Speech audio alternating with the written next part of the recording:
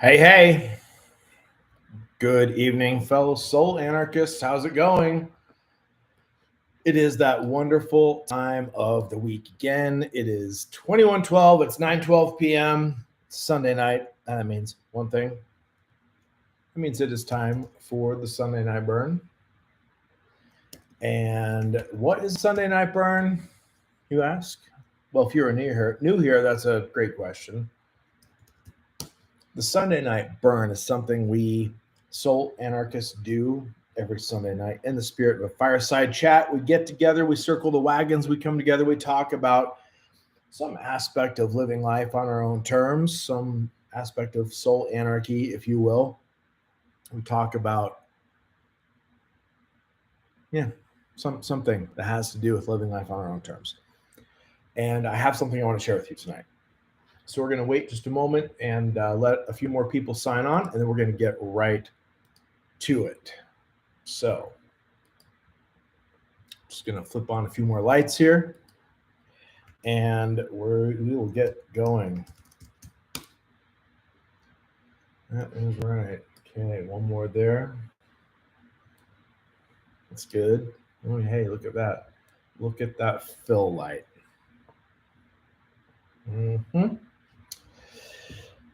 And I'm going to make sure this group of people knows we're doing it. And let's see.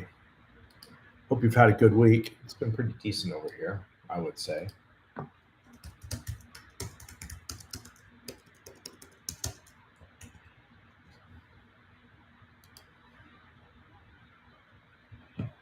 All right, we're good there.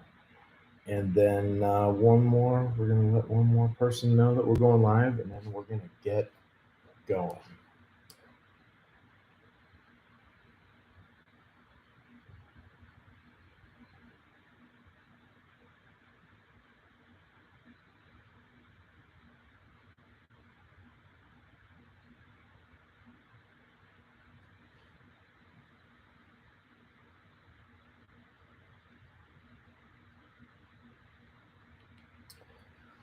All right, let's get to it.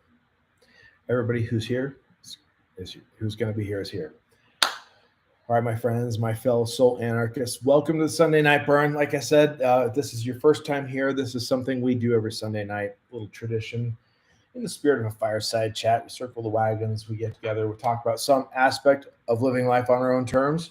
We have a couple of traditions on the Sunday Night Burn. Number one, it's always at 21:12, 9:12 p.m. Mountain Time.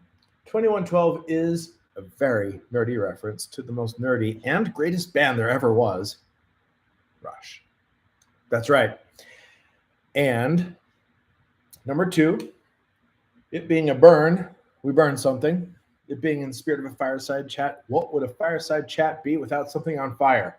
So I encourage you to light something on fire when you join me every Sunday night for this. And in this case, I will be lighting a candle. I wish I could light something larger on fire. That would be nice, for sure.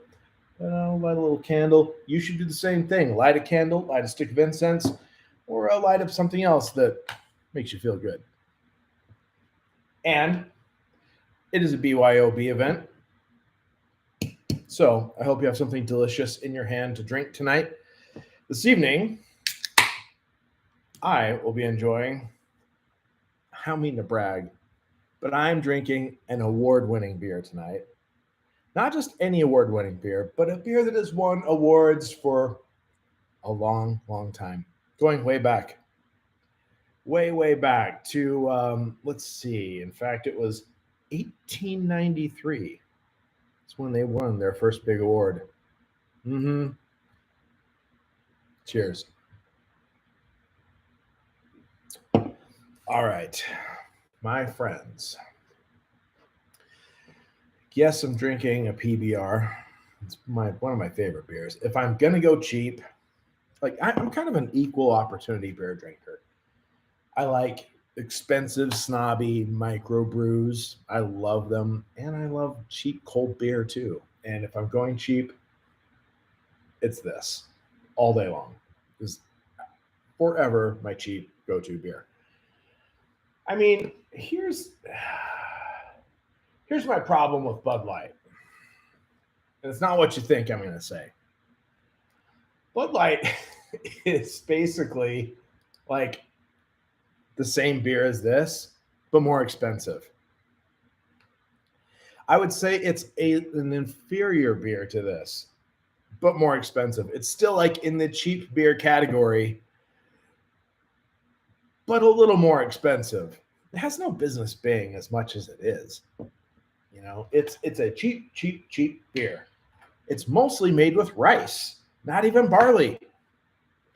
It has no business being any more than $9 for a 12-pack, and yet somehow it is. So anyway, to the fine people at Pabst Blue Ribbon, cheers for keeping it real. You're doing fine work. All right, let's talk. I have had a very interesting experience lately. I've had a couple of, I've had an interesting experience with telling somebody something that I have kept secret for a very long time. And I want to talk a little bit about keeping secrets. Secrets have a time and place. And there are times when secrets can be either, I had a boss, one of my first bosses many years ago, that when I was a teenager, his name was Marty. He had this saying, he said, there are some problems that are like cheese and some are like fish. Some get better the longer they sit and some get worse. So I want to talk about that. Wayne Dyer, the author of The Power of Intention, is a great man. I grew up initially just seeing him on PBS specials as a kid. And it took me a while to realize what an amazing person he was. But in one of his books, and it may have been The Power of Now, or it may have been just a talk he was giving, but he talked about the creative process. And he said that that creative ideas, let me back up and say, I'm going to talk about ideas that you should share and when, and then I'm also going to talk about ideas that we don't want to share and why we should. So he was talking about the creative process and how when you have an idea for a thing, that it is there's a time in the creative process when it is not productive to talk to anybody about it. And because it's like an embryo, it's a very delicate thing.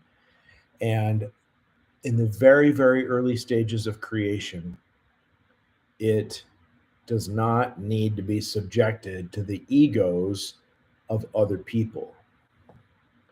So early on in the creation process, it is appropriate to keep that idea to myself, to not tell anybody, to nurture it, to work on it, to do the work quietly, privately in my own world, and to build it into something.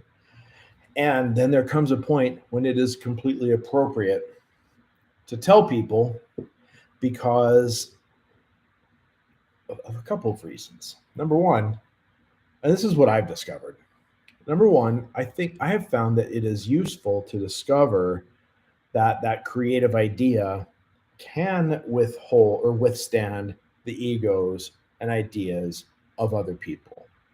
Number two, most creative ideas to come to their full fruition require the cooperation from other people.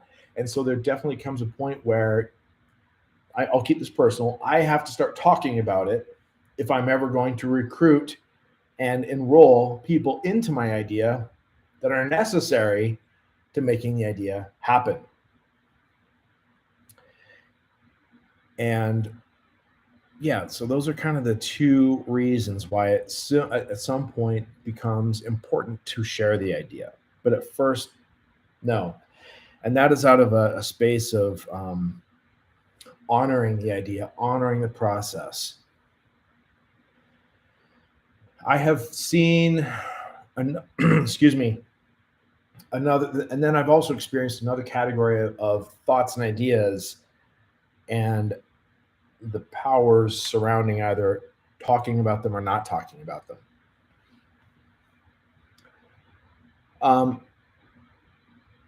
And I'm going to share that next week. Next week, I'm going to talk about the things that you don't want to talk about, but really should. I had a really powerful experience with that recently, and I want to share that with you on next week's Sunday Nite Burn. But for this week, I'm just going to leave it at that there are times when, you have a creative idea, and I don't know if you've experienced this. Tell me in the comments if you have. Like, sometimes I'll get this great idea and I'll think, oh my gosh, I want to tell everybody about it. And it's tempting to do that. But here's one of the pitfalls of talking about it too early. Not only does it become subject to the negative ego inputs of other people, there's another thing that can happen. Let's say I have this idea that I want to start a charity that raises money to cure childhood leukemia in indigenous peoples of South Dakota, right? I've been moved by this particular group of people, and I want to raise money for this cause. And I start talking about it right away. Here's what will happen. Other people's energy will come in and say, oh my gosh, that's so generous of you. That's so amazing. You are so compassionate. You're just such an amazing person that you would even think to do a thing like that. Nobody's thinking about leukemia in the childhood or the children of this indigenous group of people in South Dakota. Look at you. You're the only one who's really showing up for this. You're an amazing person. There would be a certain amount of that would come in, and that can be very, very destructive. Same thing of, like, let's say I were to say, you know what, I've decided I'm going to run a marathon in 6 months. I'm going to train to get ready for a marathon. And people might say, that's an awesome thing. I can totally see you doing that. That'll be so great. Oh my gosh, that's such a cool goal. I can't wait to see you do it. You're so determined. Look at you, And anyway, you get the picture. The problem with this is that my ego gets all kinds of reinforcement, all kinds of reward without having done any of the work. And so there's a couple of ways where other people's inputs can be potentially destructive. Everything from unearned praise to, why would you want to do that? Let's say I come up with this idea that I want to, start a business that,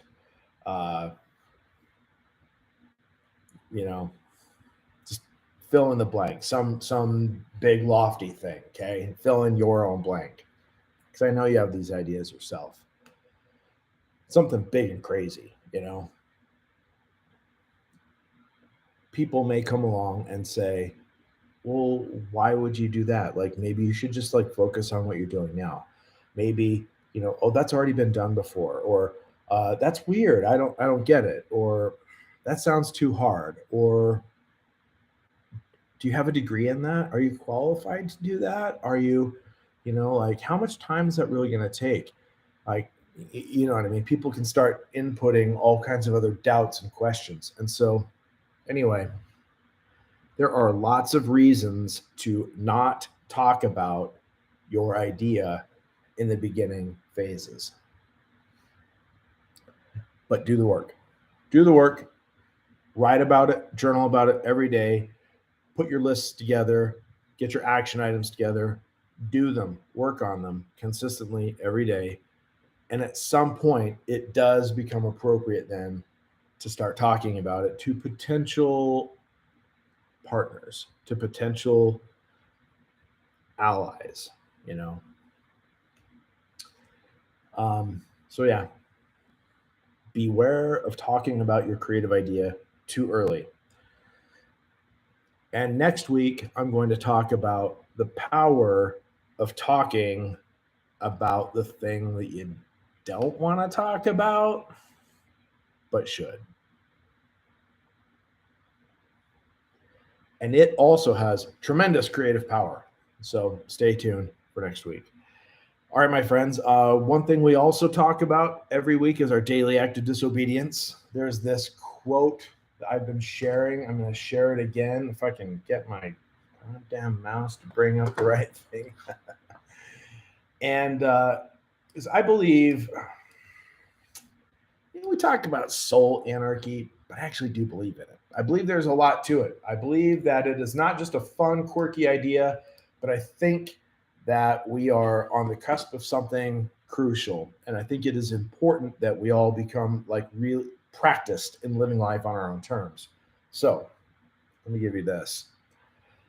This is, if you're ever wanting to find this, you can get on Google yourself and type in, just go look up anarchist calisthenics.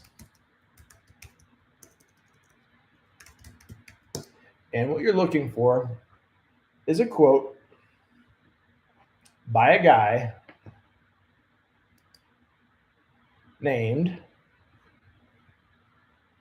James Scott from a book that is called 2 Cheers for Anarchism. And this is what he has to say about it. Let me find it for you.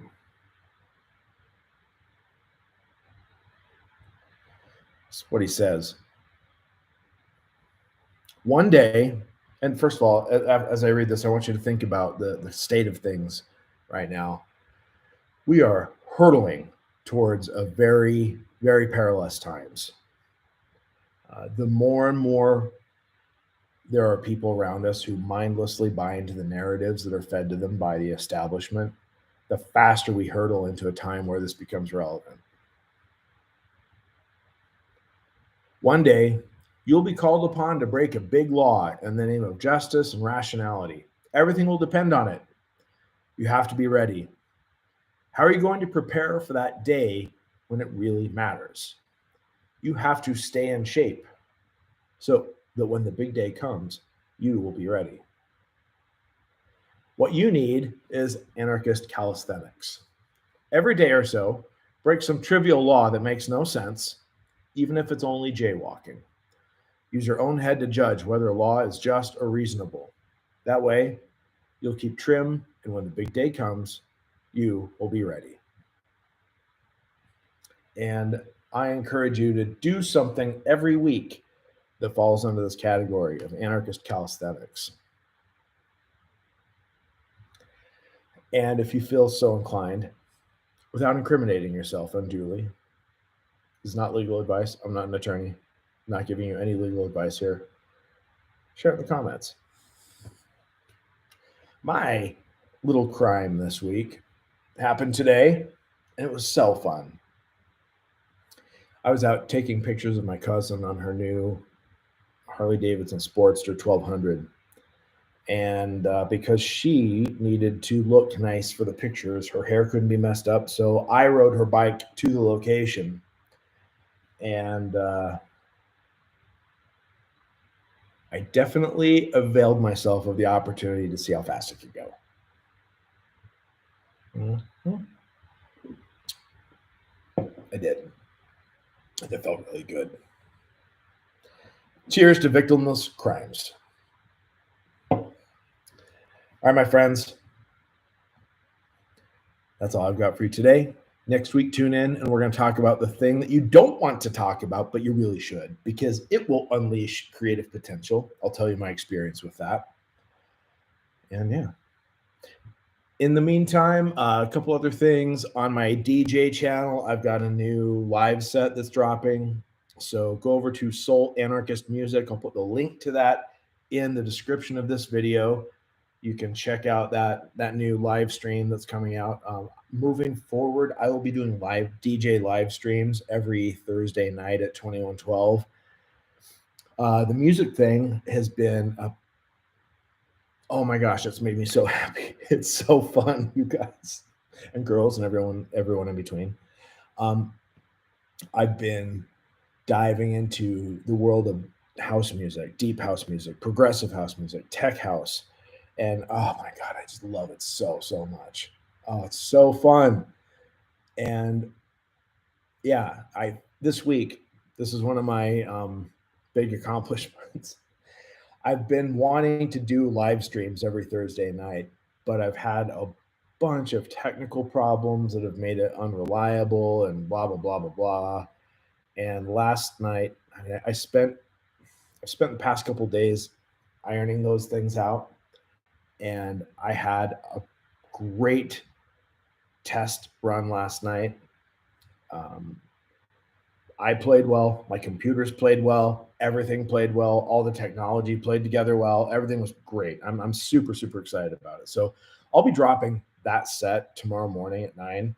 So definitely check that out if you're into that kind of thing. Anyway, if you like house music, if you like tech house music, if you don't know what that is, I would say it's. Here's how I'll describe it. I like to think of myself as the string quartet on the Titanic as it goes down. I know it's dark. Yeah. Mm-hmm. No. House music is all it's dance music. It's all about four on the floor beats, 120 beats per minute. It's easy to move to. Not only is it easy to move to, but it's kind of inevitable to move to it. And I personally gravitate towards the darker, more ethereal vibes. The music I select kind of plays in that realm between dark, sexy, and dark and brooding, and it's kind of everywhere in between. And yeah, you should just check it out, see if it feels good to you. It's all about it's a vibe for sure. It's the kind of thing you can either put on and let it play in the background for an hour, or when you have friends over and you want like kind of a cool, groovy, dancey vibe. Some people might dance to. Some people might just stand around and stylishly drink to. This is what you're looking for. So, anyway, check it out. Again, Soul Anarchist Music on YouTube. Find the link in the description of this video. All right, my friends, I'm good. Are you good? I think we're all good. Until next time.